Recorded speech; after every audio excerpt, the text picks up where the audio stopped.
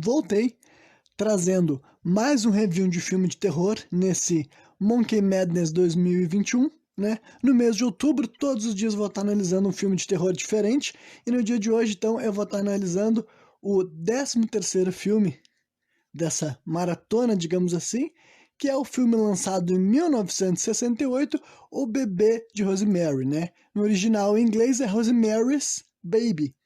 Então, né, esse filme daqui, ele entra bem naquela parte, assim, dos clássicos, né? E quando eu digo clássicos, pode até de gerar alguma espécie de divergência e tal, né? Tem gente que considera, quando fala de filmes de terror clássico, tá falando lá dos filmes da década de 30, em preto e branco ainda, sabe? Os monstros, quando os filmes da Universal eram focados nessas figuras, né? Mas, né, o tempo vai passando e novos clássicos vão sendo criados, né? E esse filme, O Bebê de Rosemary, eu acho que dá para considerar ele um clássico, considerando que ele, se ele não foi o primeiro do gênero, ele foi um dos que levou assim pro mainstream, sabe? Colocou na grande mídia, fez com que as pessoas muita gente ficasse familiarizado com um tipo de história que depois seria, né, tentada várias e várias outras vezes, que é basicamente assim, né? Como o nome já sugere, tu imagina que é uma mulher que ela vai ter uma gravidez não tão normal, não tão natural, né? Hoje em dia, em 2021, né? Quase, acho que é 60 anos depois, deixa eu ver.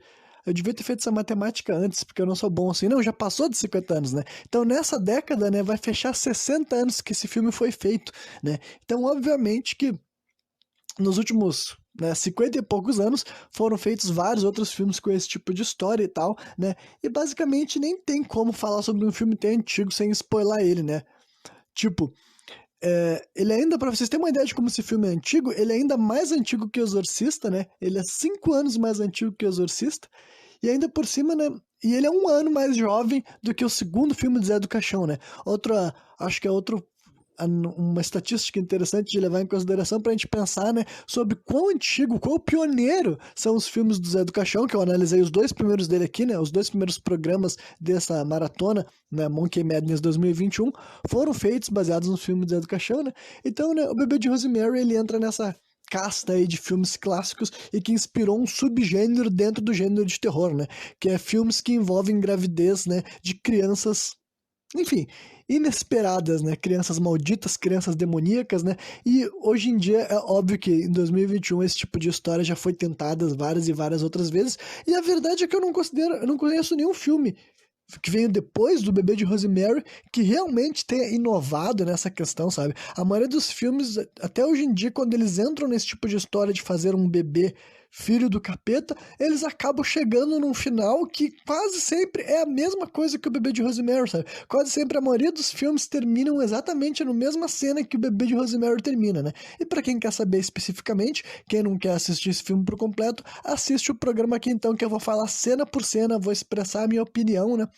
Mas de modo geral também, assim como todos os outros filmes que eu analisei esse ano, eu posso dizer que eu gostei desse filme aqui, eu achei ele legal, né? Mas, né, quem quiser assistir, tem em consideração que é um filme de 1968, ainda por cima ele é relativamente longo, ele tem mais de 2 horas de duração, e ainda por cima ele é um filme bem lento, bem arrastado, entendeu? Vocês têm que imaginar que, né, a própria ideia de fazer um filme, o que era criar um longa-metragem para o cinema, era completamente diferente. E outra coisa que eu acho divertida em assistir essas obras tão antigas é realmente fazer um transporte para outra época, né? Em 1968, várias das coisas que a gente está extremamente familiarizado hoje em dia, como, por exemplo, a internet, o telefone celular, né, era um sonho distante, então nada disso faz parte dessa narrativa, né? Então é engraçado ver que esses seres humanos são iguais a nós em questão biológica, mas quando se leva em consideração questões tecnológicas, eles parecem muito, muito, muito diferentes da gente, né? Então vamos lá, agora eu já vou entrar naquela análise assim, né, mais cena por cena, entendeu? Vou falar basicamente todos os pontos importantes dessa narrativa, que eu acredito que foi a primeira vez que eu acompanhei por completo, sabe? É engraçado quanto esse filme é famoso e quanto o nome dele, né, perambula por tudo quanto é lugar, mas eu acho que eu nunca tinha visto ele assim do começo ao fim, que nem eu fiz, né, ontem, na verdade, né? Então vamos lá, vamos começar isso então. A primeira cena do filme ela já começa bem longa, bem arrastada, entendeu? Enquanto a gente vai vendo assim os os créditos aparecendo, tá tocando uma música que eu até vou te dizer que eu gostei, eu acredito que seja a música tema do filme, porque ela toca no começo e no final, eu vou te dizer que ela tem uma aura interessante sobre ela, né? E daí tal, daí a cena propriamente dita que a gente vai vendo, assim, é um casal, né? A protagonista, que se vocês não imaginaram, eu vou spoiler pra vocês que o nome dela é Rosemary, né? E um cara que ele é um noivo dela, ou o marido já, que o nome dele é Guy, né? E eles estão conhecendo um apartamento, sabe? Dá pra ver que é um apartamento grande, entendeu? De gente que tem dinheiro, digamos assim, né? E quem tá mostrando pra eles ali a casa é o cara que ele deve ser, assim, né, o síndico do apartamento, eu sei lá, sabe? E daí eles comentam, assim, né, que dá pra te entender que a antiga dona daquele apartamento acabou de falecer, eles até perguntam se ela morreu no apartamento e o cara disse que não, ela morreu no hospital, entendeu? Já, já tava apagada durante algum tempo, já bem idosa, então, né, uma morte normal, digamos assim, né? Aí, que nem eu falei, é uma cena lenta, arrastada, vai vendo eles enxergando cômodo por cômodo, a gente vê que aquela velha que morava ali tinha um jardim dentro de casa, entendeu? O marido da Rosemary até faz uma piada, que espécie de planta é essa aqui? E o cara comenta, e daí depois ele fala assim, no marihuana, no marihuana, né? Que marihuana é o nome mexicano pra maconha, né? Então, de modo geral, é uma piada que eu considero, assim, lá, sendo feita em 1968, é uma referência um pouco mais audaciosa do que hoje em dia, né? Enfim, aí a gente vê que o apartamento bem grande, né? O casal o adora, principalmente a Rosemary, ela quer porque quer ficar naquele apartamento, né? E daí eles também é notado que a velha havia colocado um móvel, tipo uma estante, em frente a um closet, né? E daí todo mundo fica se perguntando, né? Os três personagens, no caso, ficam se perguntando por que alguém faria isso, porque alguém tamparia a entrada pro closet com um móvel dessa forma, né? E daí, né, no final das contas, a gente vê que eles decidiram ficar com a P e é isso que vai acontecer, né? E daí, depois disso, muda pra uma outra cena, né? Eles estão conversando com um coroa, né? Com um velho que depois eu fiquei sabendo que o nome dele é Hutch, né? Na verdade, não é o nome, esse daí é uma abreviação do sobrenome, mas eu vou chamar ele de Hutch, né?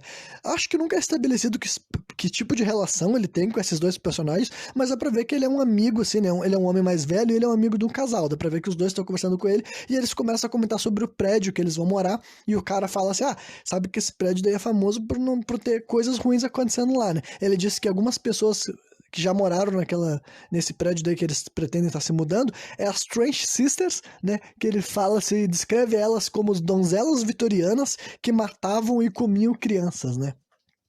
Além disso, eles comentam que lá também morou um tal de Adrian Marcato, né?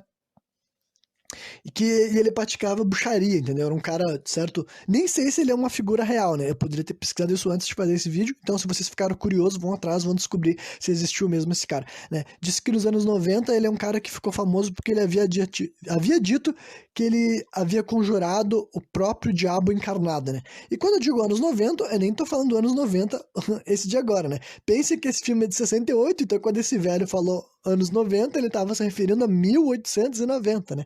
Então, né, para ver como esse tipo de história tão antiga nos leva numa jornada realmente histórica, né? Se for parar para pensar, né?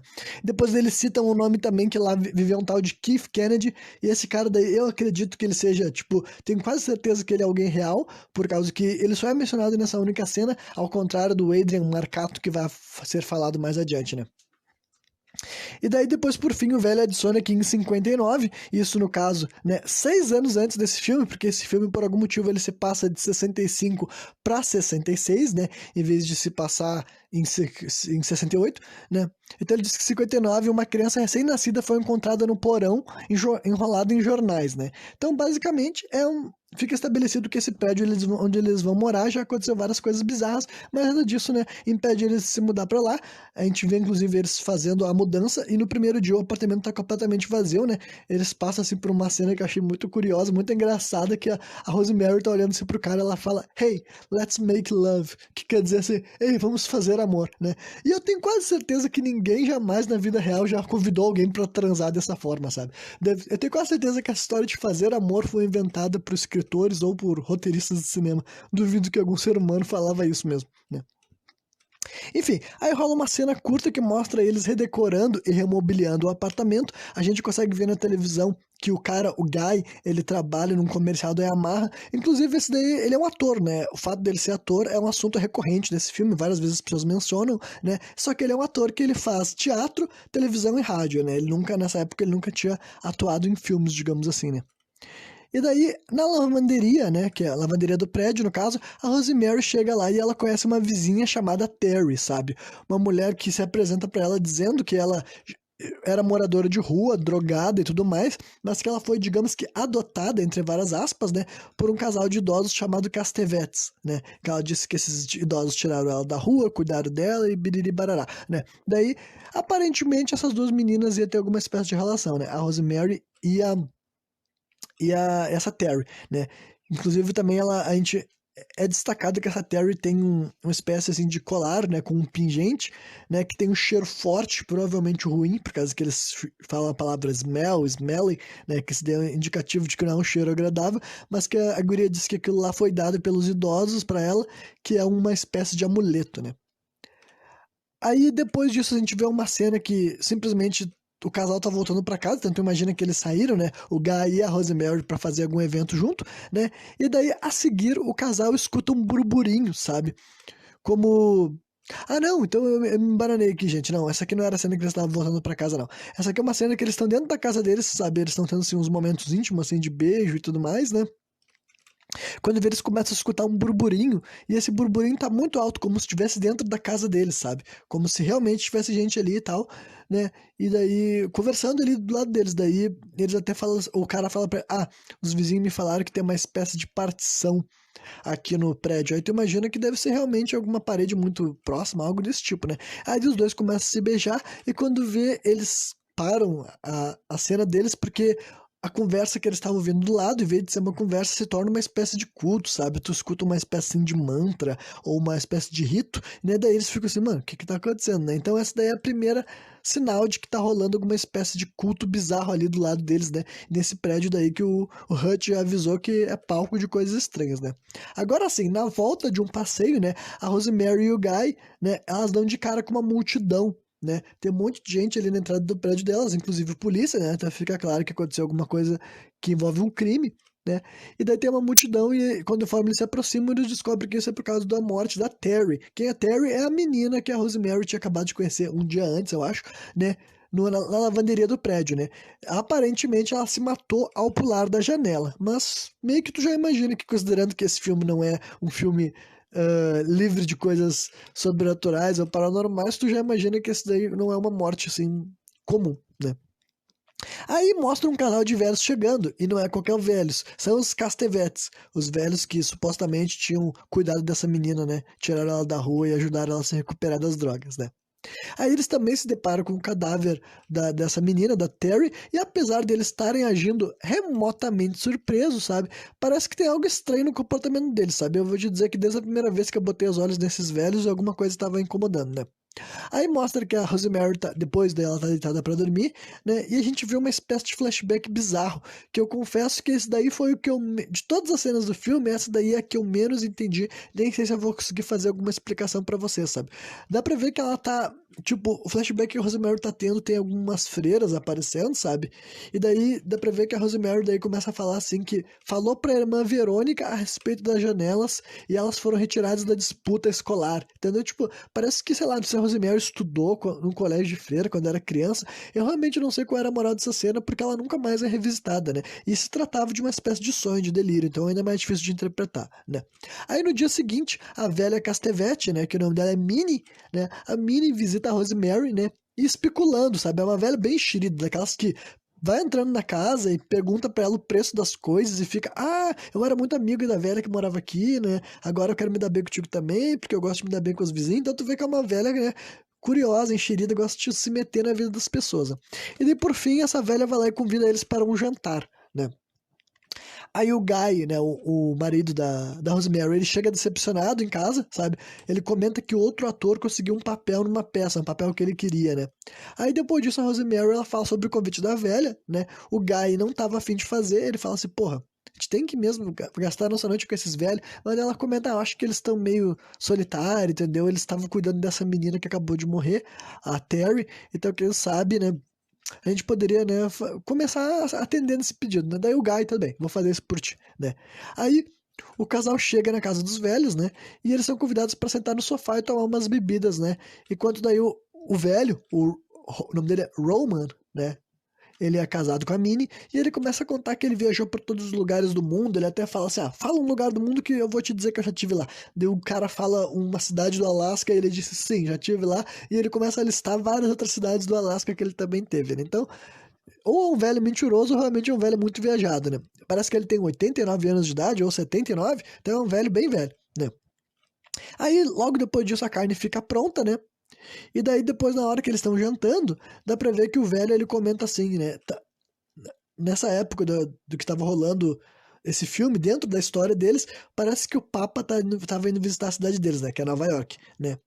E daí ele até fala assim, o Papa nunca vai visitar Nova York enquanto os jornais ainda estiverem em greve, né? E depois ele adiciona que todos os costumes, todas as religiões não passam de show business, né? O Guy ri e concorda, mas daí a Rosemary meio que não fala nada, né? Até a velha observa, a velha não deixa nada passar quieto, tudo que pode ter alguma cena ela vai lá e cutuca, ela fala bem assim, ai, acho que vocês estão incomodando a Rosemary, tu é religiosa, minha filha? E ela fala, não, não, eu fui criada como católica, mas agora eu não tenho mais, né, nenhuma religião.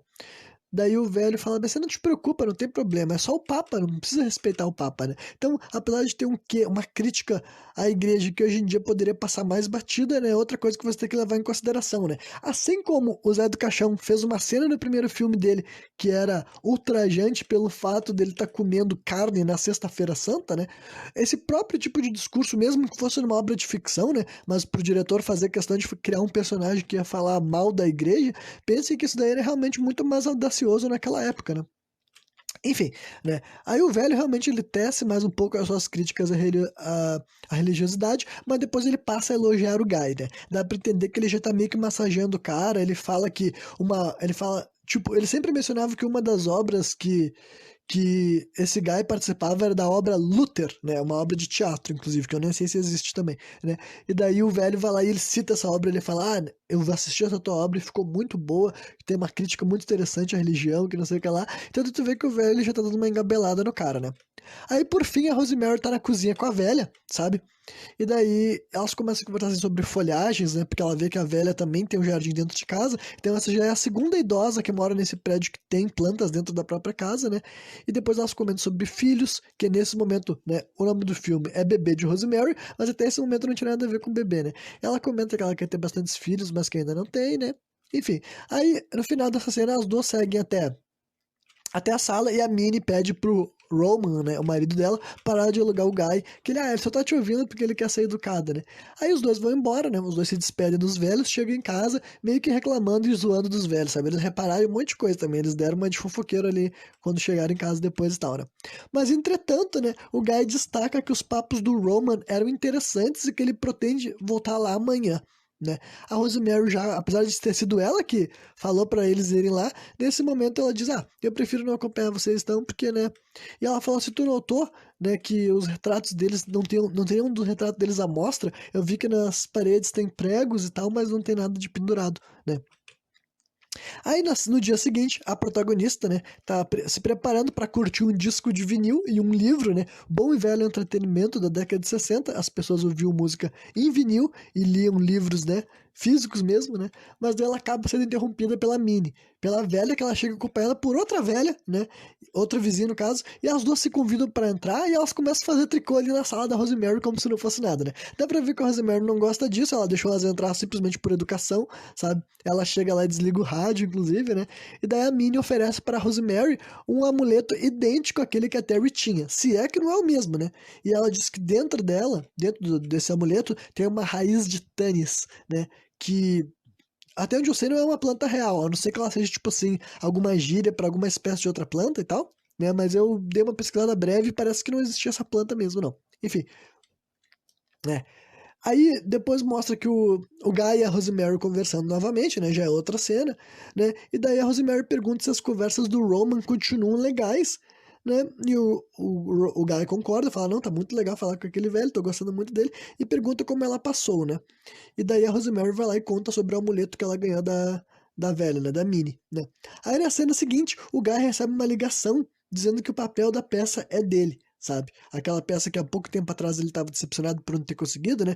Daí eles dizem que o Donald Baumgart ficou cego, né? Donald Baumgart era só o outro ator que tinha ganhado o papel dele, digamos assim. Então é uma coisa no mínimo curiosa, né? O cara chegou triste porque não conseguiu o papel e uma semana depois, ou alguns dias depois, ele consegue a vaga porque o concorrente dele, digamos assim, ficou cego, né? Aí a Rosemary visita o Coroa, aquele que a gente viu lá no começo do filme, sabe? O Hutch, sabe?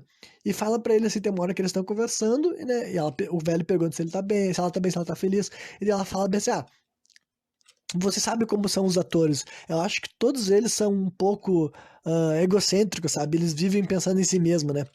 E depois disso, o velho levanta o assunto sobre o suicídio da Terry, né? O velho, fiquei sabendo que mais uma pessoa morreu no prédio, porque eu já contei pra vocês que não é um lugar lá muito, né, seguro de se viver, né? Enfim, ao chegar em casa, né, a protagonista encontra vários buquês de rosas, entendeu? Começa a encontrar um, dois, três, né? E daí o Guy vai conversar com ela e diz que decidiu que tá na hora deles ter filhos, que a carreira dele é importante, mas que ele pode conciliar as duas coisas, que sabe que ela quer ter um bebê e que agora é a hora deles ter um filho, né? É nesse momento que eu descubro que o filme se passa em 65, porque eles vão ter o calendário para marcar várias coisas e tudo mais, né? Aí eles vão passar uma noite assim romântica juntos, sabe? Pra comemorar o fato de que vão tentar engravidar, né? Os dois bebem, né? Depois eles comem os aperitivos em frente da lareira, né? Aí depois eles partem para um jantar à luz de velas. Só que no meio da refeição a campainha toca, né? E quem que vocês acham que é? Se trata da Minnie, né? A velha enxerida, né? Enquanto o Guy tá indo lá atender a porta, dá pra ver que a Rosemary já tá se lamentando que ela mesma já tá, não tá mais suportando essa velha, né? Enfim. Aí o Guy volta trazendo dois mousses de chocolate, sabe? Inicialmente a Rosemary prova e ela gosta, né? Ela fala que tá muito bom, mas depois de algumas colheradas ela começa a dizer que tá sentindo um sobregosto e que ela não quer comer mais. E o Guy começa a falar assim, não tem sobregosto nenhum, mulher, tá viajando, né? Come aí que tá muito bom. Ela fala, não tô gostando, come mesmo se tu quiser. Daí ele fala, ai, tá bom, que não sei o que lá, né? Só que basicamente, eu me lembro que ela acaba não comendo, mas aí tem uma hora que o cara se distrai, ele vai se levantar pra fazer não sei o quê, e ela descarta, assim, sabe? Ela derruba o chocolate, assim, o mousse, dentro de uma toalha e depois tocar no lixo, né? E daí depois disso mostra que o Guy tá assistindo o Papa na televisão, sabe? Ele tá falando, olha só, vem aqui ver, Rosemary. O Papa tá no estádio dos Yankees, né? E nisso a Rosemary começa a ficar tonta, né? Meio que já denunciando que esse mousse de chocolate que ela acabou de comer, que foi dada pela vizinha e trazida pelo marido dela, parece que não tava lá muito bom, né? E daí, eventualmente, ela cai e ela é carregada até a própria cama, né? Pelo marido dela, que leva ela lá nos braços, né? Aí, enquanto ela tá deitada, a Rosemary passa a alucinar, né? Cenas envolvendo um barco, entendeu? Ela é um barco que tá repleto de mulheres, tem alguns homens também, entendeu? E depois disso, ela começa a enxergar aquilo que eu acredito ser a Capela Sistina, sabe? Tá tocando já uma música meio sinistra e aparece aquele quadro que eu acho que é do Adão tentando tocar no dedo assim de Deus, sabe? Então por isso que eu acho que isso daí fica na Capela Sistina, se eu não me engano, né? Aí depois tipo, parece que começa a misturar a vida real com o sonho e dá pra ver que o marido dela tá tirando a roupa dela, sabe? E daí ela pergunta por que tá. Ela fala meio que dormindo, ela fala por que tá tirando a minha roupa dele e fala, é só pra tu ficar mais confortável, né? Daí já fiquei assim, putz, não acredito que o cara vai comer ela enquanto ela tá dormindo, né? Só que era muito pior do que isso. Enfim, voltando para as alucinações dela, é como se ela estivesse num barco de novo, né? E daí tem o cara que tá dirigindo, o cara que tá segurando o leme, ele fala assim pra ela assim, ó, é melhor você descer, senhora. E daí quando ela desce pela escada do barco, ela chega numa sala que não é mais um barco, é como se fosse dentro de um prédio, e ela tá pelada, sabe? Ela tá pelada e deitada diante de uma multidão de pessoas que também estão peladas, pelo jeito, sabe? E dá pra ver que tem alguém pintando a pele dela com algo de vermelho. E as pessoas que estão na volta dela, entre aquelas pessoas que estão ali, tem o Guy também, o marido dela, e também tem os velhos que são vizinhos dela, né? Então, apesar disso daí ter começado como uma alucinação, eu tenho quase certeza que essa cena daí que a gente tá vendo agora não é alucinação, sabe? Tudo isso daí tá acontecendo real, só que a Rosemary tá drogada demais pra conseguir reagir, né? Aí até o Guy pergunta pra Minnie se ela tá acordada e vendo as coisas, e a Minnie garante que não, né? Até que daí outra mulher aparece pra conduzir o procedimento, sabe? Parece que tem mais uma mulher ali que tá conduzindo. E dá pra ver que tem dois caras amarrando as pernas da Rosemary. E tudo isso enquanto isso tá acontecendo através de flashes. E ela tá drogadona, né? Aí dá pra ver que o Guy se aproxima da Rosemary. E daí, tipo, parece que ele tá fantasiado ou maquiado, entendeu? Porque ele não parece um ser humano. Parece que ele é outra coisa, né? E aparentemente ele começa a transar com ela. E sim, não é aparentemente. Realmente é nessa cena daí que ele fecunda a mulher, né? Então, de certa forma não. É realmente um estupro, né? Um estupro graças a uma substância psicodélica alucinógena, né? Que é o tipo de coisa que, claro que tem todo esse contexto, assim, ritualístico que já tornaria bizarro em qualquer época, né? Mas hoje em dia, a ideia de um marido transar com uma mulher sem o consentimento dela é muito mais mal vista do que naquela época, né? Eu duvido. Com certeza o que torna essa cena muito mais forte naquela época era essa questão aí de estar sendo um monte de gente na volta deles vendo eles transando, né? Mas, né, a gente sabe que além disso tem um agravante que, independentemente se fosse um culto maníaco, o cara já estaria errado por estar estuprando a própria mulher, né? Enfim, aí dá pra ver que chega um padre, sabe? Que entra em cena, não sei se ele é um padre ou um papa, entendeu? Essas coisas de tudo meio que não dá pra ver direito porque ainda tá no pique meio que alucinação, sabe? Né? E dá pra ver que a Rosemary tá falando coisas sobre mordida de rato, sabe? Tem algumas coisas. Eu imagino que alguma dessas frases tem algum simbolismo que não fui capaz de detectar nessa primeira assistida, talvez, né? Aí, na manhã seguinte, a Rosemary é acordada por Guy, ainda na cama, né? Dá pra ver que a Rosemary nota marcas no próprio corpo dela, e o Guy basicamente diz que comeu ela desmaiada, né? Ele não fala com esse jeito, obviamente, né?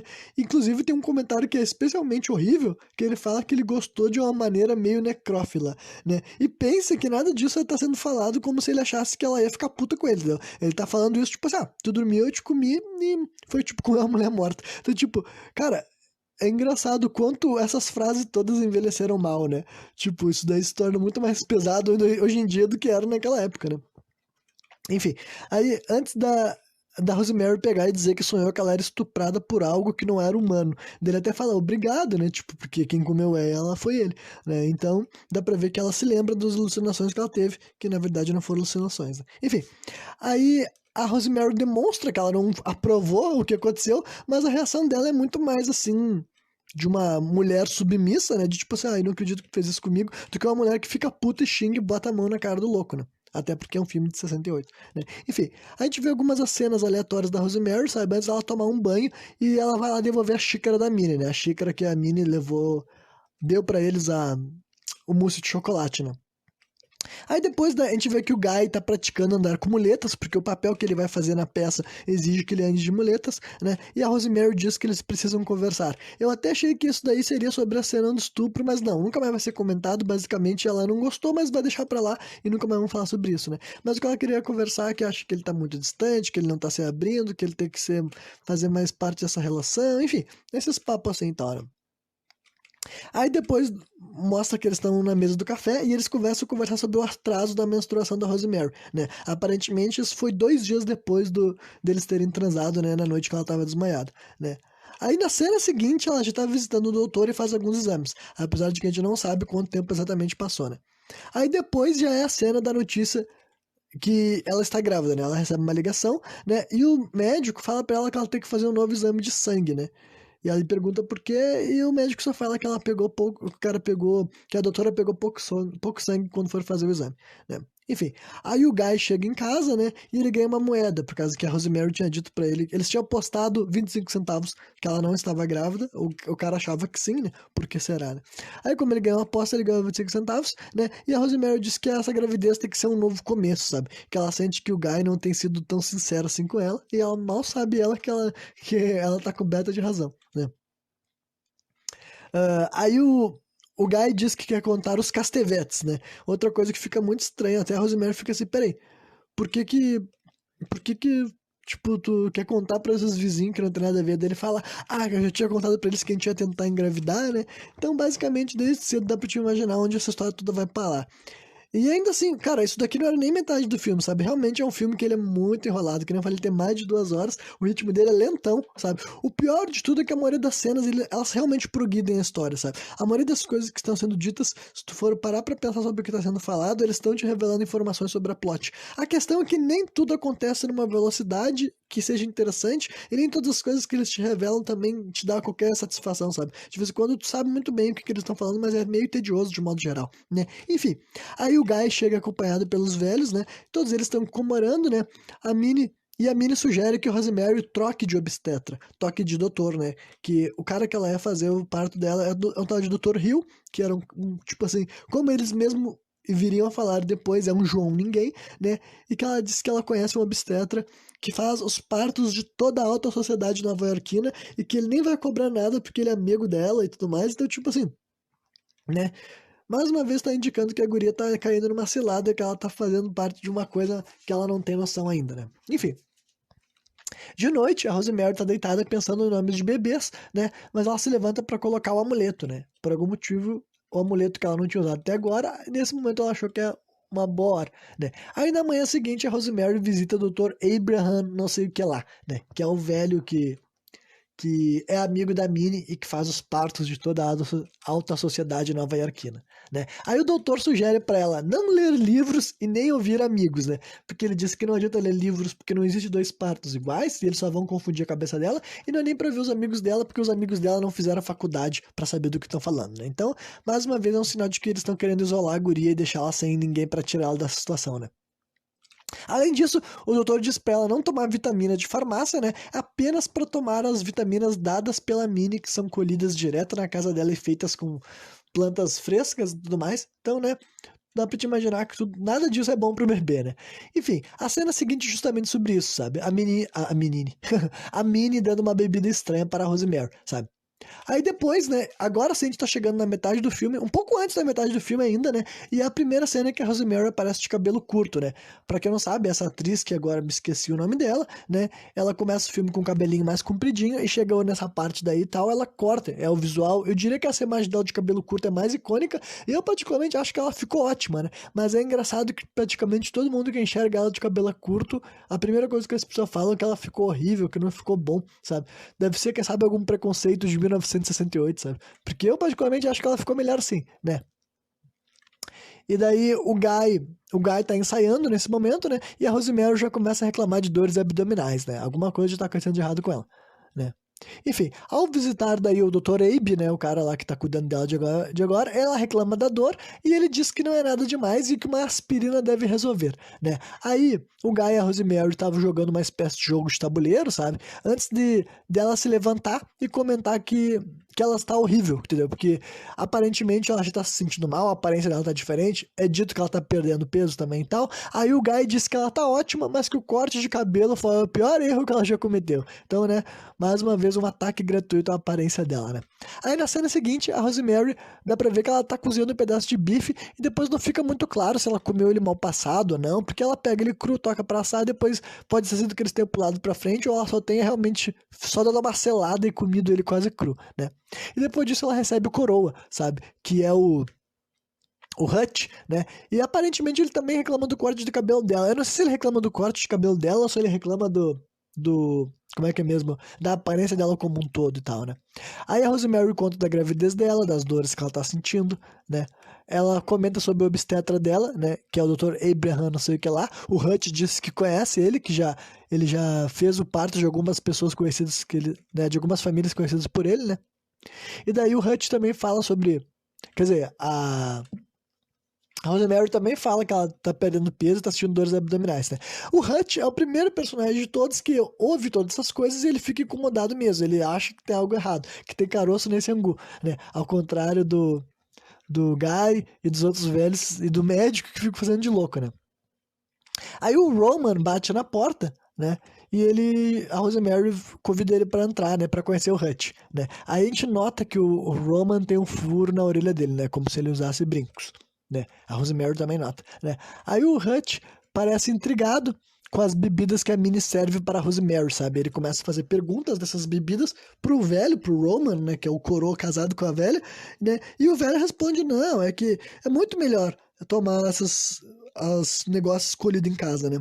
Ah, mas o outro velho, o Hutch comenta assim, mas a maioria das pessoas que eu conheço sempre usaram pílulas da farmácia e nunca teve problema. Ele disse, não, pode não ter problema, mas é que várias vezes tu compra uma pílula da farmácia que tá um tempão lá parada e não tem a mesma potência das ervas recém-colhidas, né? Então, esse velho daí, ele é muito mais, eu diria que ele é muito desenrolado, ele consegue realmente passar a vibe de que tá sempre tudo bem, tá sempre tudo certo, tá sempre tudo na paz, né? Esse Roman e tal, né? Aí, e depois daí eles conversam até sobre o amuleto que ela tem, né? Que daí a Rosemary fala que tem uma raiz de Tannis. O Hutch fala que ele nunca ouviu falar dessa planta, que ele vai ter que. Ele fala assim: existe outro nome pra ela?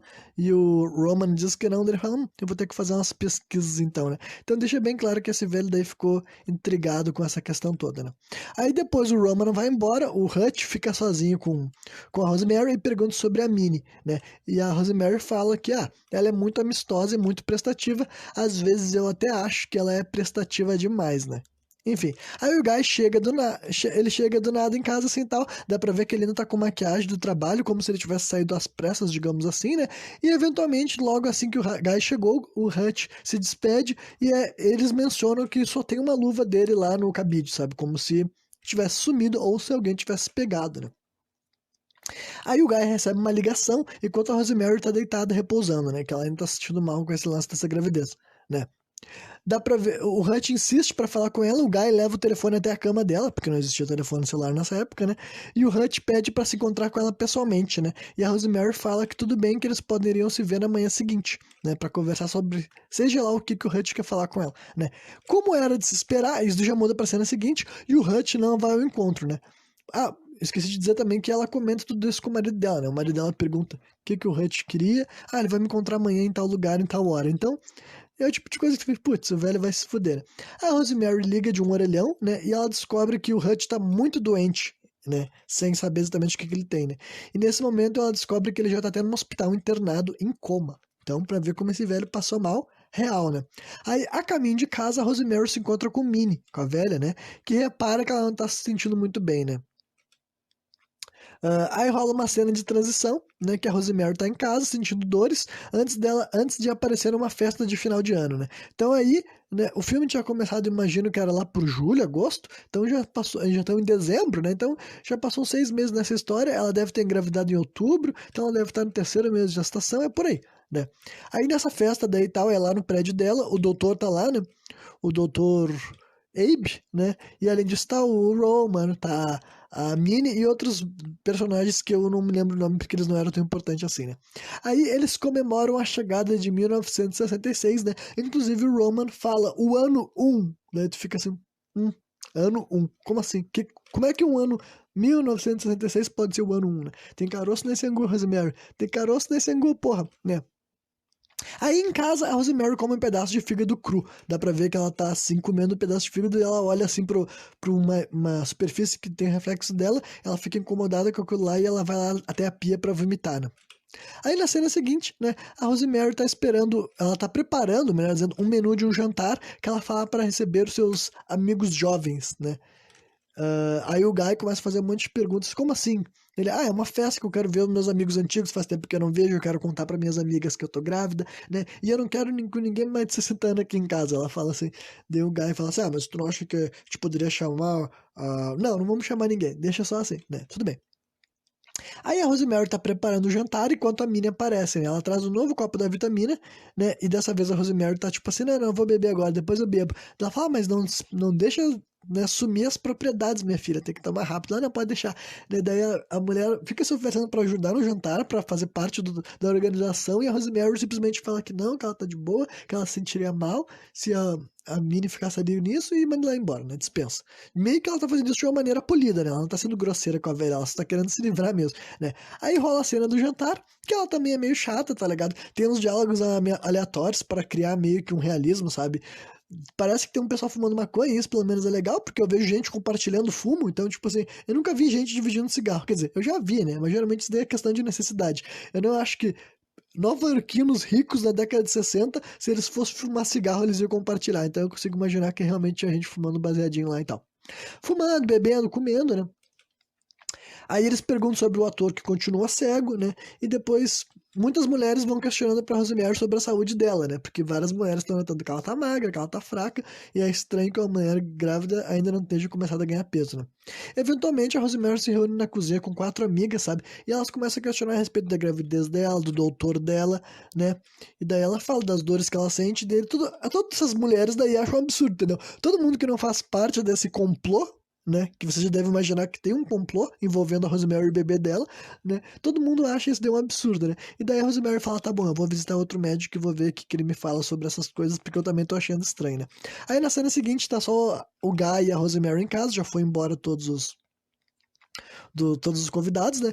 E eles discutem porque ela diz que quer ter outra opinião. O Guy fala que, tu ficou ouvindo aquelas putas lá na cozinha. Ela fala, não chama meus amigos de puta. São sim, são umas putas que não são muito inteligentes. O médico falou pra tu não ouvir amigos, entendeu? Amigos não sabem o que estão falando, né? Mas daí, eventualmente, no meio dessa discussão, ela diz que a dor simplesmente passou, sabe? Ela simplesmente para de sentir a dor. Ela tá brigando com ele quando vê ela fala assim, parou. Dele assim, como assim parou? Parou. Daí ela fala que tá sentindo bebê, sabe? Fica faceira, alegria, né? Aí na cena seguinte dá pra ver que ela se esqueceu por completo dessa história de visitar outro médico, sabe? Só porque a dor passou. Dá pra ver que tá chegando os móveis em casa, as roupas do bebê e tudo mais, né? A gente vê a Rosemary bebendo a vitamina de Minnie, né? Da mulher, da vizinha dela, de bom grado, sabe? Indicando que ela se acalmou com relação a essas vitaminas, né? Aí depois a gente vê a Rosemary preparando a bolsa dela de hospital, né?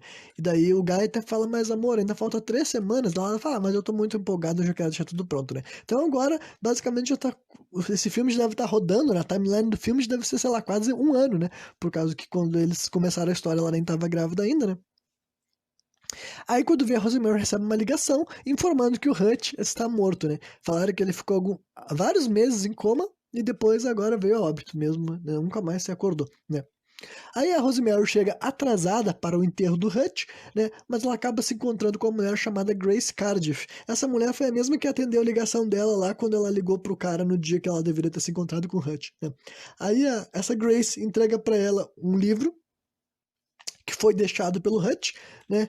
E daí ele tá embalado assim e tal. E além disso, ela fala assim: ele também deixou um recado pra ti. O nome é um anagrama. Daí a Rosemary fala assim: o nome de quem? O nome do livro? Daí ela fala: eu não sei. Ele já tava, sabe, tipo, pra morrer, então ele só falou isso pra mim. O nome é um anagrama. Então agora tu vai ter que se virar, né? Aí em casa, a Rosemary se prepara pra ler o livro, sabe? Mas quem aperta a campainha, a Minnie, né? A velha sempre tá no lugar errado na hora errada, né? E ela tá trazendo mais um copo de vitamina e um bolinho, assim, pra Rosemary. As duas conversam um pouco a respeito do livro, né? Que a Minnie viu que ela tinha ganhado o livro porque ela mesma falou, mas estava embalado e tal, ela não pôde saber que livro que era, né? E daí ela até fala, foi a Grace que me entregou e tudo mais, né? A velha aproveita pra falar que Grace é um dos nomes favoritos dela, enfim, mas um pouquinho de exceção de linguiça, né? E depois disso, a Rosemary fica sozinha de novo, ela abre o livro e o nome do livro é All of the Witches. All of the Witches quer dizer assim, todas essas bruxas, todos eles bruxos, todas elas bruxas, entendeu? Tá se referindo a bruxas, né? Aí é um livro que fala a respeito de bruxos, de feiticeiros famosos, entendeu? Tem, cada um dos capítulos dele tem uma fotografia, um nome e uma descrição do que esse cara viveu e passou, né? Não sei nem se é um livro real, talvez seja, né? E ela começa a folhear, vendo vários, e ela encontra uma página que tá marcada, que é do Adrian Marcato. Quem é Adrian Marcato? É o cara que eu comentei com vocês lá no começo desse filme, que o Hutch falou que ele foi morto nesse prédio que a Rosemary vive, entendeu? Por causa que ele tinha invocado o demônio e as pessoas ficaram com tanto medo disso, que essa história era real, que as pessoas mataram ele, sabe? Ele foi morto pela população mesmo e tal, né? E daí ela descobre, ela lê isso daí no livro de novo, né? Esse cara, entendeu? Então é como se ela estivesse lembrando disso, né? Aí a Rosemary pega o jogo de tabuleiro e ela começa a formar aquele jogo de tabuleiro que a gente viu ela jogando com o Guy. É um jogo que tem letrinhas e tal, sabe? E daí ela começa a formar várias palavras com o título do livro, sabe? Ela separa as palavras que formam o título do livro e forma várias frases diferentes e tal, né? Mas eventualmente ela volta a ler o livro e ela descobre o nome chamado Steven Marcato. Quem é Steven Marcato? É o filho do Adrian Marcato, entendeu?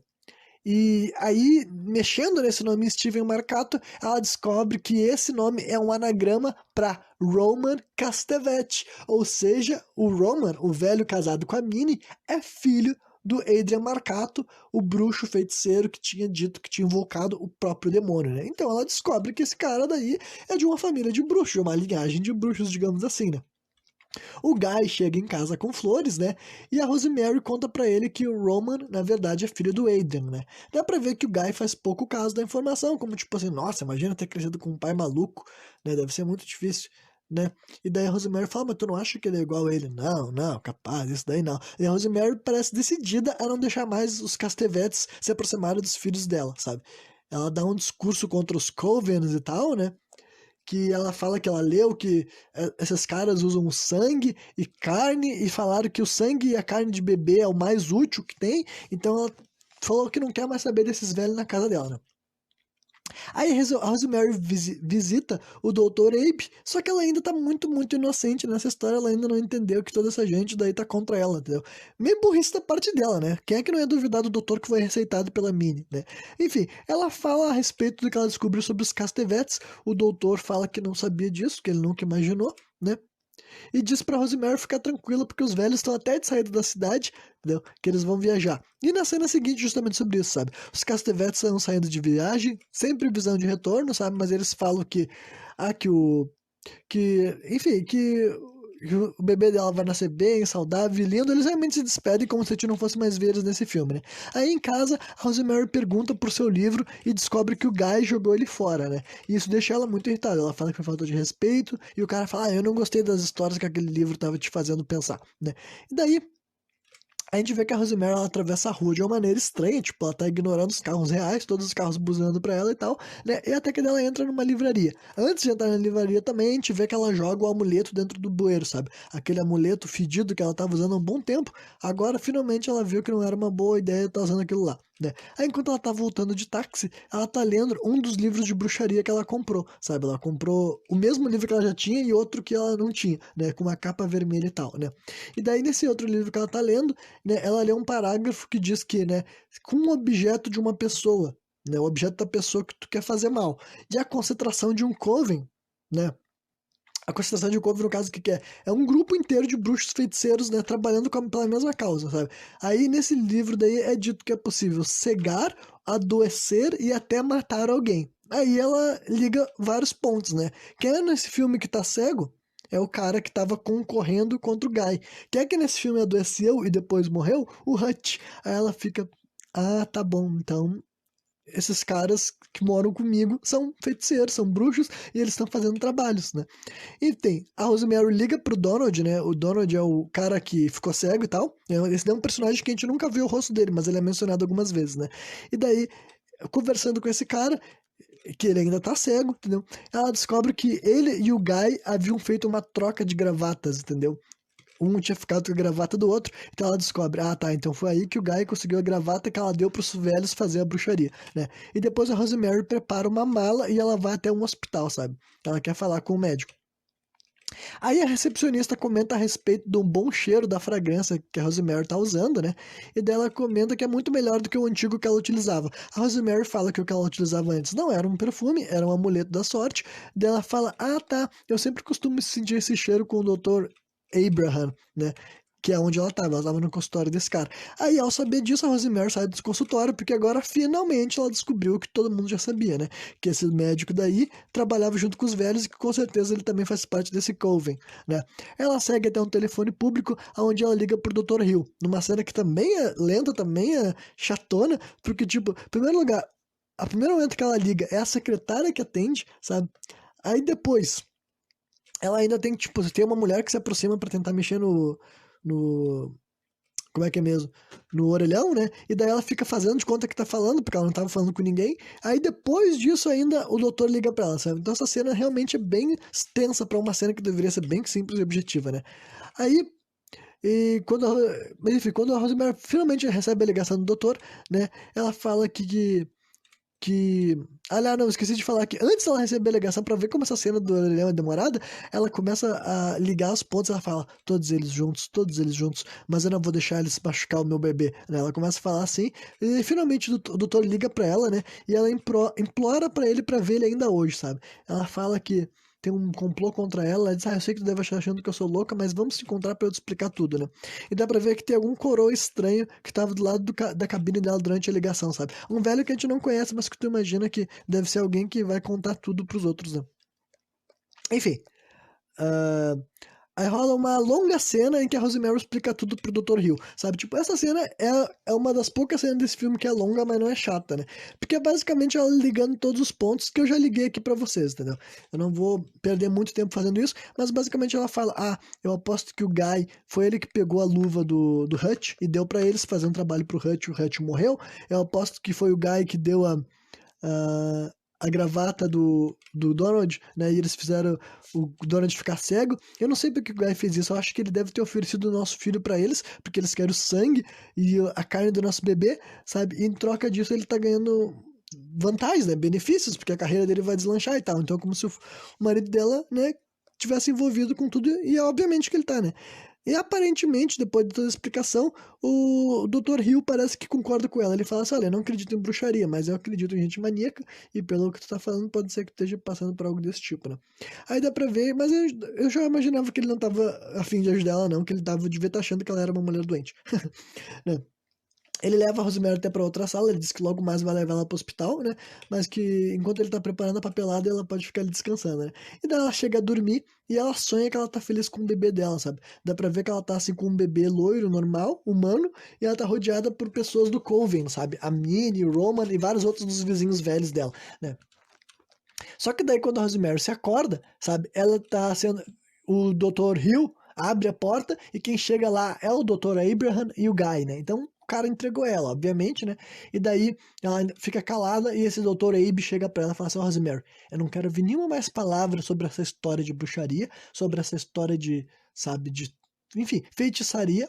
A próxima vez que tu falar sobre isso, a gente vai te levar pra uma instituição mental e ninguém quer isso, né?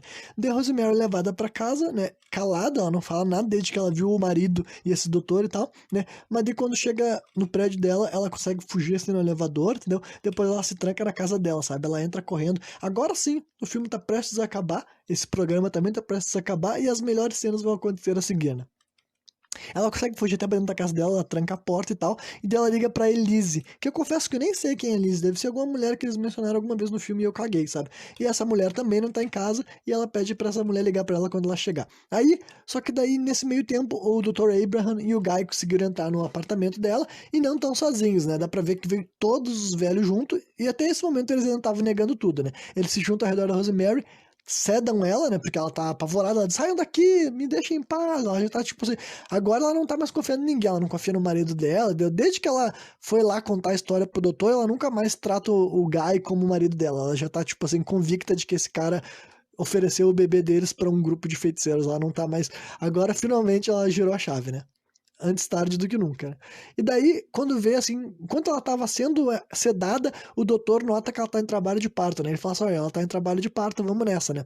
Aí dá pra ver que a Rosemary fala assim: perdão, meu filho. Né? Essa cena ainda fica meio tosca porque ela tava o tempo inteiro falando que o nome das crianças é Andy ou Jenny. Só que, tipo, nessa cena daí, ela ainda fala assim, Andy ou Jenny. Tipo assim, como assim Andy ou Jenny, criatura? Se decide. Tipo, tu tá desmaiando e ainda tem consciência pra escolher dois nomes. Eu achei muito engraçado. Muito mal feito também, né? Mas não é o suficiente pra estragar o filme, né? Aí na cena seguinte, tipo, quando a gente vê que ela vai apagar, né? E ela já tá em trabalho de parto, e obviamente que eles aproveitam isso pra cortar a cena por completo, né? Então a gente não sabe se o bebê nasceu, a gente não sabe como que o bebê é, a gente não sabe nada. E na cena seguinte a Rosemary desperta e ela pergunta pro Guy sobre o bebê, né? E o Guy, ela fala assim, tá tudo bem com o bebê? Ele fala sim. E depois ela, sério, tá tudo bem com ele? E ele fala sim, com um sorriso no rosto, só que depois ela adormece de novo, sabe? Como se ela ainda tivesse chapada demais pra conseguir ficar acordada, né? Aí, assim que ela se acorda, quem tá do lado dela daí agora não é o marido dela, é uma velha, e ela fala pra velha, cadê meu filho? A primeira coisa que ela fala, cadê meu filho, sabe? Daí a mulher fala, eu vou chamar o Dr. Abraham. Aí né, o Dr. Abraham e o Guy chegam no quarto dela e falam pra ela que o bebê dela tá morto. Fala que ele teve algum problema depois do nascimento, mas que tá tudo bem, não é nada que vai atrapalhar os futuros partos dela, que tá tudo certo, é só pegar e, né, ter novos filhos. Só que, obviamente, que essa daí ela não tá acreditando, né? Ela já tava convencida de que eles eram um grupo de bruxos que queria o bebê dela, então, obviamente, que ela não ia acreditar, né? Aí, na cena seguinte, as únicas pessoas... Aí, tá só ela e o marido dela, né? O Guy. E ele entra no assunto, ele fala assim, olha, eu sabia que tu achava que os velhos, né, o Roman e a Minnie eram membros de um culto de bruxos, mas agora, quando que tu achou que eu e o doutor entraram, pá, tu realmente ficou maníaca, né? Mas não se preocupa que o médico me explicou que isso daí é uma espécie de surto pré-parto que existe, sabe? Tudo vai ficar bem. Não se preocupa que, né, a gente vai ter, eu vou ficar rico, a gente vai ter uma vida boa, vários filhos no futuro, né? E daí quando... Ah, esqueci de comentar também que a Rosemary tinha contado pro Dr. Hill que o Guy sempre dormia de pijama agora. E antes dele ter morado naquele prédio, ele não dormia de pijama. Daí ela disse que acreditava que ele tinha uma espécie de marca no corpo dele, sabe? E por isso que ele não deixava ela ver mais ele sem camisa. Aí ela pede pra ver o ombro dele, ele fala, sério mesmo? Ela fala, sim. Daí tudo bem, ele tira a camiseta, mostra os ombros e aí tudo certo, né? E daí ela fala, não fala nada e ele simplesmente sai de perto dela. Aparentemente não tinha marca nenhuma, né? Tem outra coisa que eu não entendo, entendeu? Por que fizeram questão de nos gastar essa cena se não ia ter marca? Eu entendo que é pra gerar a narrativa de que talvez não tenha nada e que ela só seja uma mulher louca e tudo mais, né? Mas já tinha o suficiente, né, gente? Não é como se precisava ainda nos fazer perder tempo 2 vezes do filme sobre uma coisa que não tem ponto nenhum. Enfim, né?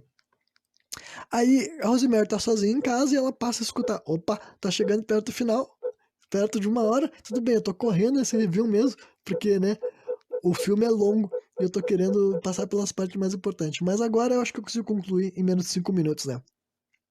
Enfim, a Rosemary tá sozinha em casa e ela passa a escutar um choro de bebê, né? Aí tem uma velha ali que tá cuidando dela, ela pergunta pra velha se a velha escuta o choro também, a velha diz que não, né? Daí ela já tá tipo, não, tem caroço nesse angu, né? Aí eles estão, tem sempre gente cuidando dela, dando um comprimido pra ela beber, e daí ela começa, tipo assim, a não comer os comprimidos, sabe? Ela faz de conta que vai comer, despista, depois só toma uma água e tal, né?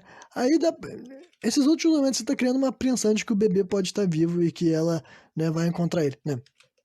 Aí finalmente agora estamos, as últimas 2 cenas do filme são bem legais, né? A penúltima é aquela finalmente investiga aquele closet, sabe? Que lá no começo do filme, quando eles iam alugar esse apartamento, a gente ficou sabendo que a velha que morava nesse apartamento deixou um móvel na frente de um closet. Aí ela decide inspecionar esse closet e daí atrás do closet ela descobre que tem uma porta falsa, uma porta secreta que leva até para uma sala. Aí ela vai até a cozinha dela, pega uma faca preparada para de certo matar alguém para recuperar o filho dela, né?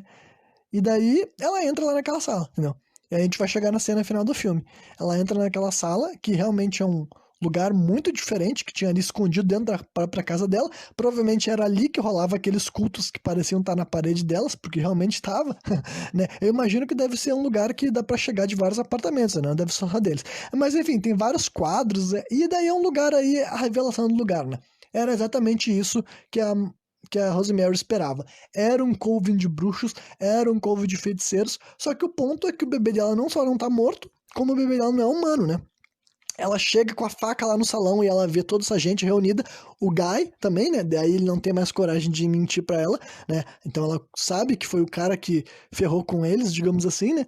O Roman tá lá e a Minnie também, então eles não tinham de viajar nada, eles tinham mentido que tinham viajado só pra diminuir a suspeita dela e ficaram ali, de certo, escondidos, né? Não só ali, não sei se tem espaço pra eles morar ali, mas enfim, aí ela chega pra ver o bebê, até as pessoas falam, ah, ela é a mãe, ela é a mãe. Daí ela chega pra ver o bebê, nunca nos mostra o bebê, né? Porque obviamente não ia ter nenhum aspecto satisfatório, né? Mas dá pra te entender que não é um bebê normal. Ela fala, o que que houve com os olhos dele? Daí o Roman fala, ele tem os olhos do pai. Daí ela fala, do que tu tá falando? O Guy tem olhos normais. Daí ele fala assim, ele é filho de Satã. Daí eles começam a gritar, Hail Satan! Hail Satan! Daí ele fala, isso aí, o filho do diabo chegou na Terra agora, ele tá encarnado, ele escolheu nascer contigo, sabe? Aí eles começam todo mundo surtar e ficar feliz, mostram um cara chegando lá assim, ah, eu quero muito conhecer essa criança, entendeu? Aí tu vê que tem uma sociedade inteira de bruxos, de feiticeiros, entendeu? Que estavam querendo fazer exatamente o que eles fizeram, sabe? A Rosemary deu à luz a um bebê, ela tem um momento inicial de que ela surta, ela fica, ai meu Deus, os caras, que Deus, que é diabo, porra, sabe? Só que daí ela vê que o bebê tá chorando e ela começa a ter, tipo assim, um instinto materno, sabe? A cena final mesmo, o último momento do filme, é ela chegando perto, assim, do berço, que tinha um bebê chorando, tinha uma outra velha cuidando do bebê, só que daí o Roman até fala assim pra ela, né? Mais uma vez o Roman mostra a lábia dele e chega assim pra ela, olha só, a Minnie e a fulana de tal tá muito velha pra cuidar de um bebê. O teu filho precisa de ti, tu é a mãe dele, entendeu? O diabo escolheu tu pra ser mãe do filho dele e ele veio de dentro de ti. Tu é a mãe dele, a única que é a mãe de verdade dele, sabe? O Guy não é pai dele, mas tu é a mãe dele. E daí tu vê que ele entrou na cabeça dela, e daí ela vê o bebê chorando, e ela chega lá pra mexer assim o berço, sabe? E o bebê vai se acalmando, vai se acalmando, vai se acalmando, e começa a tocar a música do começo do filme, entendeu? E o velho fica assim, é isso, esse é o ano 1, esse é o ano 1, então é por isso que era o ano 1, sabe? Ia nascer o filho do capeta encarnado na Terra, e isso daí seria algo que ia mudar o planeta pra sempre. Ele até grita assim, Deus está morto, longa vida ao diabo, né? Isso aí, assim termina o filme, que nem eu falei pra vocês, pra quem já assistiu vários filmes de terror, você já deve ter visto esse tipo de história, esse tipo de narrativa, entendeu? Já foi recriada, vários filmes é exatamente assim, entendeu? Tem uma criança demoníaca pra nascer e quando ela nasce mesmo, o filme termina. Basicamente, isso é um plot que a gente já viu ser reciclado várias e várias vezes. Esse filme, até onde eu sei, foi o primeiro a fazer isso, sabe? Cara, deve ser muito mais forte, muito mais impactante lá na década de 60, quando esse tipo de história era novidade, sabe? Mas até hoje em dia, ainda assim, dá pra dizer que as coisas são se movimentadas de uma maneira interessante, sabe? Inclusive, até toda essa plot assim de bruxaria e feitiçaria, eu acho que eles conseguiram tratar de uma forma bem realista, sabe? Eu particularmente acredito que todas as coisas que acontecem nesse filme realmente podem ser feitas na vida real, em questão de trabalho, assim, de bruxaria mesmo, né? Claro que, tipo, já que eu já passei de 1 hora mesmo, eu vou fazer um adendo sobre essa questão toda, sabe? Eu também acho que esse filme, ele pode ter sido, sabe, meio que assim, como sabe aquela coisa que gera intolerância religiosa, que faz com que as pessoas, tipo assim, tenham uma visão muito ruim sobre o que é bruxaria, sobre o que é feitiçaria e tal. Mas agora, sem falsa demagogia, a questão é que hoje em dia, com o conhecimento que eu tenho, e não só eu, várias pessoas têm sobre esse assunto, a verdade é que sim, dá pra te ser um bruxo do mal, dá pra te fazer trabalho ruim pras pessoas, entendeu? E o tipo de trabalho que esse filme aqui expõe são coisas que eu acredito que podem acontecer, ainda mais num grande grupo, entendeu? Que eu praticamente nunca conheci, mas eu imagino sim que várias pessoas reunidas com uma intenção de fazer coisas ruins, elas conseguem, sabe? Eu realmente acho que se 10, 15, 20 pessoas se reúnem pra fazer um trabalho, sabe, mentalizando e preparando e fazendo um ritual pra fazer com que alguém fique cego, ou que alguém caia de cama, ou que alguém morra, eu acho que dá pra te fazer isso mesmo de verdade, sabe? E esse filme daí lida de uma maneira que, nem eu falei, até realista, sabe? Não é como se tivesse, assim, espíritos voando, camas tremendo e coisas desse tipo. É simplesmente uma doença, alguma coisa que não tem explicação, alguma coisa que a medicina não consegue salvar, e essas pessoas caem de cama e morrem, né? Mas então eu acho que esse filme ele faz um bom trabalho até para os padrões do século XXI de retratar o que a bruxaria real pode fazer com a pessoa, né? Mas é claro que não é só isso, né? Ser mago, ser feiticeiro, ser bruxo, ser um curandeiro, tu pode fazer coisas boas também, né? Mas é que essa história era sobre gente satânica, era sobre gente que queria trazer um filho de um capiroto pra terra, gente que não se importa de fazer outros ficarem cegos ou morrer porque se metem nos planos deles, sabe? Então, é um filme de terror, obviamente, não é pra mostrar bruxos, gente boa, né? Feiticeiros boazinhos. Mas eu acho que esse filme ele conseguiu mostrar uma versão pé no chão, né, do que é gente bruxa, mas é claro que o fato de ter nascido um diabo encarnado, né, não é realista, né, isso daí eu realmente acho que é impossível acontecer. Essa é a parte de ficção da história, digamos assim, a verdadeira ficção dessa história é o fato de que uma mulher humana gerou no ventre dela um filho do capeta, né. Mas, né, eu, ainda assim, é um filme que eu não recomendo pra qualquer pessoa, não, porque, tipo, ele é lento para um caralho, e eu consigo aceitar que uma pessoa diga que nem conseguiu terminar, sabe? Eu consigo aceitar que uma pessoa diga, cara, achei esse filme chato, eu não vi ele até o final, né? Mas como eu consegui assistir até o final, eu acho que ele compartilha algo com o Exorcista, né? Pra quem viu o meu Monkey Madness, que eu analisei o filme O Exorcista, né? Que foi feito 5 anos depois dele, então, né? Eu acho que esse filme daí, ele tem algo a ver com o Exorcista, que eles são dois filmes que eles poderiam ser mais curtos, sabe? Eu acho que são dois filmes que se tu tirasse uma meia hora deles, né? Editando, cortando, fazendo, tirando cenas mais necessárias, mais sem graças e focando nas partes mais interessantes, né? Deixando as partes mais interessantes e tirando as menos interessantes, né? Dando uma polida no trabalho, eu acho que esses filmes melhorariam, porque eles são dois filmes que eles são lentos, arrastados, e além de ser lentos e arrastados, várias das cenas deles não avançam a narrativa, né? Em compensação, eu diria que nesse caso, o Bebê de Rosemary tem até uma vantagem contra o Exorcista, porque o Exorcista realmente tem muitas cenas que, se tu for analisar elas, elas não serviram pra nada, tipo assim, em questão de função de narrativa, sabe? Não ajudou a progredir nem um pouco. O Bebê de Rosemary, não. A maioria das cenas, eles estão te mostrando alguma coisa que vai ser interessante pra tu fazer alguma espécie de ligação lá adiante.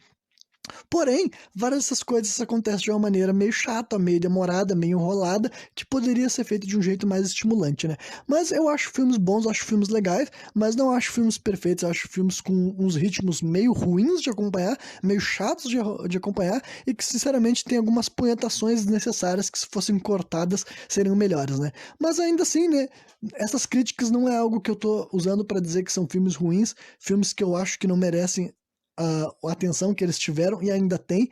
Realmente eu acho que são obras interessantes e eu acho que eles são ótimos exemplos, entendeu? Eles conseguiram fazer bem as duas coisas que eles tentaram fazer. Tipo assim, o Exorcista, ele se tornou uma referência do que é filmes de possessão demoníaca, e depois deles, praticamente todo filme que abordou essa história de possessão demoníaca bebeu da fonte do Exorcista e não conseguiu fazer algo muito diferente do Exorcista, entendeu?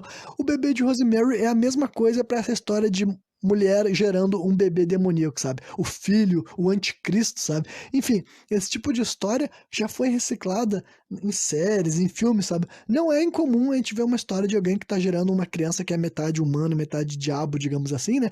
E dá pra dizer que o Bebê de Rosemary é o pai disso daí, é o pai desse conceito, né? E a grande maioria dos filmes que tentam fazer algo tipo isso, eles acabam parecendo o Bebê de Rosemary, sabe? Eles bebem muito o Bebê de Rosemary, bebem dessa fonte e nem conseguem negar, sabe? Nem conseguem fazer algo que tu fica assim, nossa, conseguiram mexer nessa história de criança demoníaca e fazer de uma forma original, uma forma que não caia na receita de sempre que a gente já viu desde 1968, né? Então, mais uma vez é um filme que eu gostei de conhecer, entendeu? Valeu a pena pra mim, digamos assim, pro meu repertório, né? Enquanto fã de filme de terror. E amanhã eu vou prosseguir daí com um filme que também foi lançado em 1968 e assim como Bebê de Rosemary foi, assim, um marco para os filmes de bebês capiroto. E assim como O Exorcista foi um marco para os filmes de possessão demoníaca, amanhã eu vou estar analisando o filme Night of the Living Dead, né? Que esse daí é o primeiro filme de zumbis feito pelo George A. Romero, que, para quem não sabe, foi basicamente o filme de zumbis que popularizou a nossa versão de zumbi que a gente assiste até hoje em dia, sabe? Dos mortos-vivos que comem a carne das pessoas e fazem outras pessoas virarem zumbi, sabe? É um filme que também saiu em 68, então é curioso que dois filmes tão importantes, entre aspas, né, pros, né, para subgêneros do filme de terror, foram lançados assim, né, no mesmo ano, na mesma época, e os dois conseguiram persistir eternamente, né? Então vai ser, né, antes de eu falar de outros filmes de zumbi, eu vou falar daquele que começou, ou pelo menos, né, popularizou esse gênero, esse tipo de história. E é isso aí. Quem me acompanhou até o final, espero que tenha curtido e valeu!